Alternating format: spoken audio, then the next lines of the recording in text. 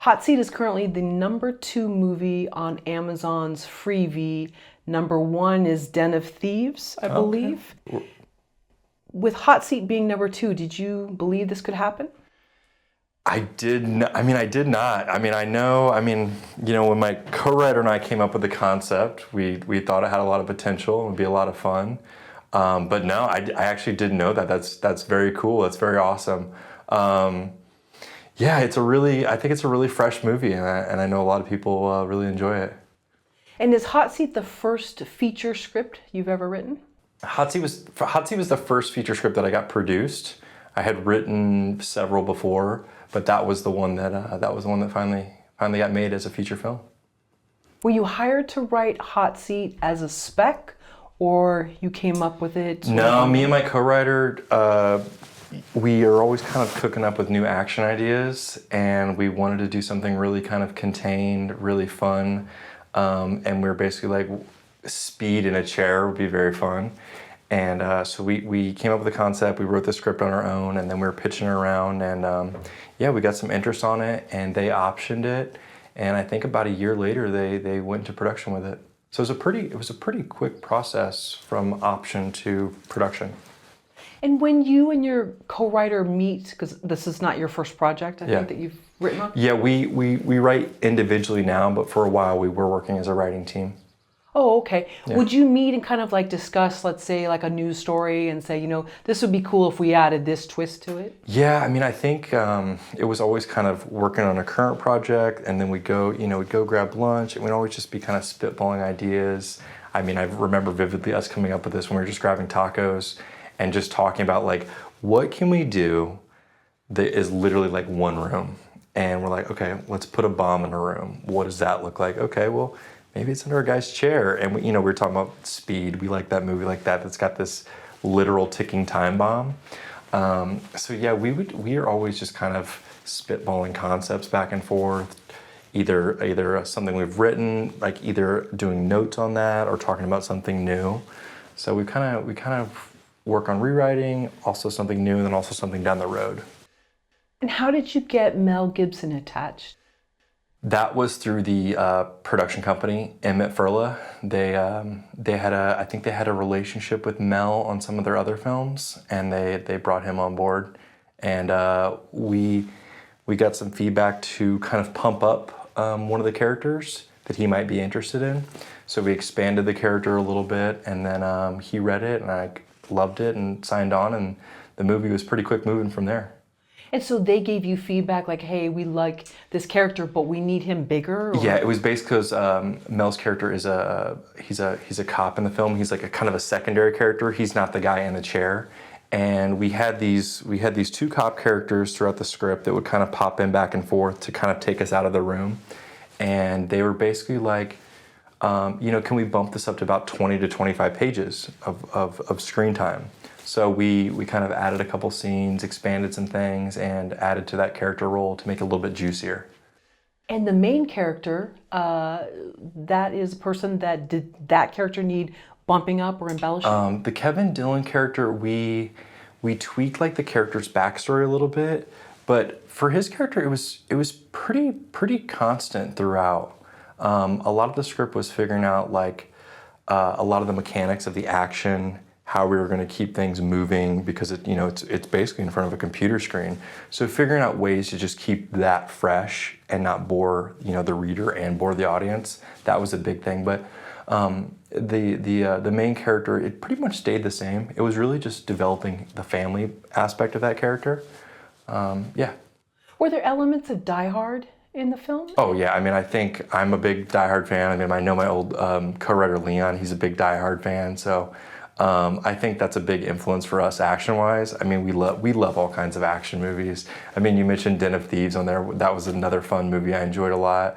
But yeah, there's definitely some Die Hard in there. We really tried to have a lot of fun with the villain, who's basically a caller on the film for most of the movie, and just trying to have fun with his dialogue. That was definitely a thing where it was like, is he becoming too movie villainy? Do we need to lower that down a little bit? So I think I was trying to find a right balance of that and make sure the character was still kind of hidden from the audience. That's interesting. Did you make him more human, even though you Yeah. couldn't totally see him because he had like sort of Yeah, I think it was just trying to make sure they weren't too, arch nemesis, and making them more human. Giving them their own wounds as the villain, I think, is important for all movies. And then, when there's the confrontation between the hero and him at the end of the film, it really resonates a lot stronger now, I think, after our rewrites. I'm hoping we can go back a little bit before you pitched this script. So how much writing had you done previously? I know you've entered a lot of screenplay contests. Yeah, I'd had some success with screenplay contests. I produced a few shorts. I had a few shorts do pretty well in festivals. But as far as like feature scripts, I'd probably written maybe 4 or 5 or 6 before this. So several, but and they got to various different stages of development. Some of them optioned, some of them got traction, but probably 5 or 6 before Hot Seat. So I've been writing for definitely a few years before Hot Seat. And do you feel that when you have a partner to pitch with you or to be sort of in the trenches with you, you have more confidence, or is it a hindrance in some way? I think it's I think it's confidence. Yeah, I think it's I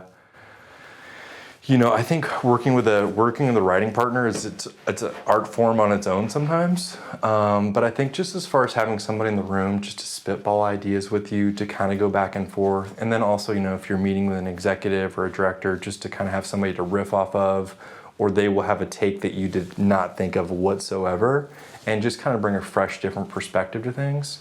So I think that's one of the big benefits of having a writing partner.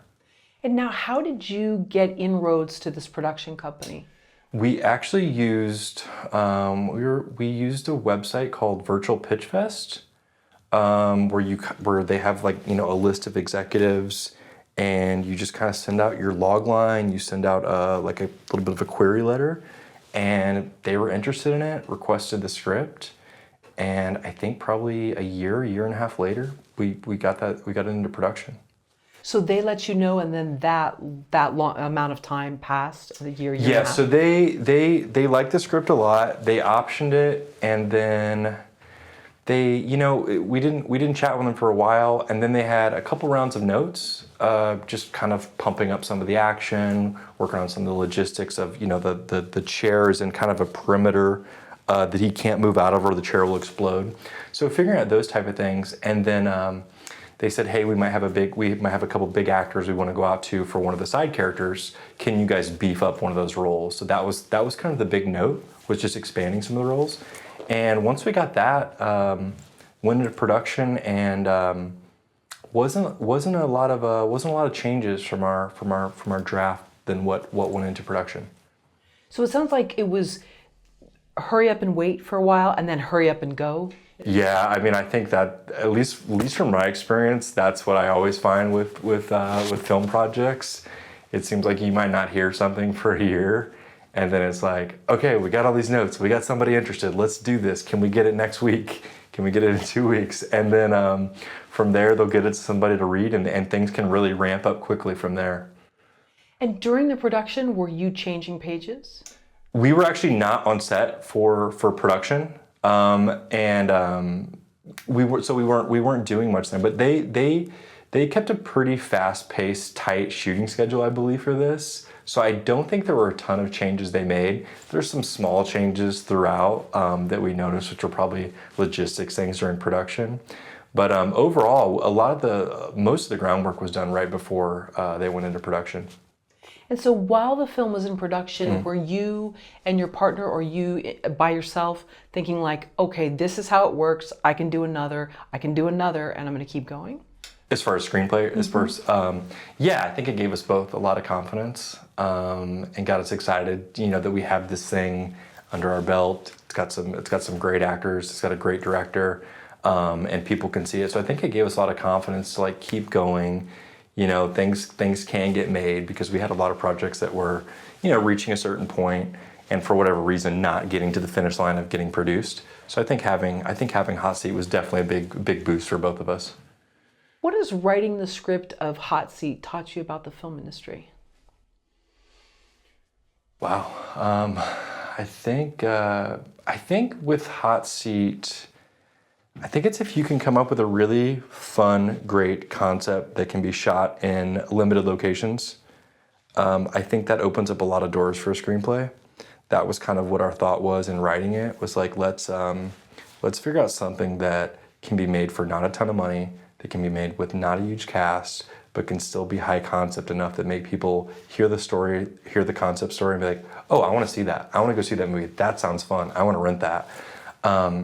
So I think it was that, just starting out with the concept for Hot Seat was the king. And my old co-writer and I we were always very, concept driven as far as when we come up with story ideas. It was always like, what would something we'd want to go see on a Friday night? What would kind of be have the potential to be a big potential blockbuster, or something kind of fresh that people haven't seen before. And as far as teaching about the film industry, I think it was just like, it just takes a lot of things to happen correctly to get a film into production, and just learning about all those different steps, working on the rewrite, working on all those processes taught us a lot. Have you watched the film with an audience? We had a small viewing party, so that's really been the only audience I've watched it with, and everybody seemed to have a lot of fun. Yeah. That's cool. And so, how is that watching? Whether it's family and friends? Yeah, I mean, I've had a couple movies now where it's like it's screening in a big theater. For me, it's nerve-wracking. For me, it's nerve-wracking. But it's also fun. It's the culmination of a lot of work, so I think it's like appreciating all that. But I think it's a little nerve-wracking hearing your stuff on screen, hoping people are enjoying it, hoping the crowd's enjoying it. But yeah, it's nice to see it on the big screen. Thank you for watching the video all the way to the end. Here is a complimentary question from our book Story Questions.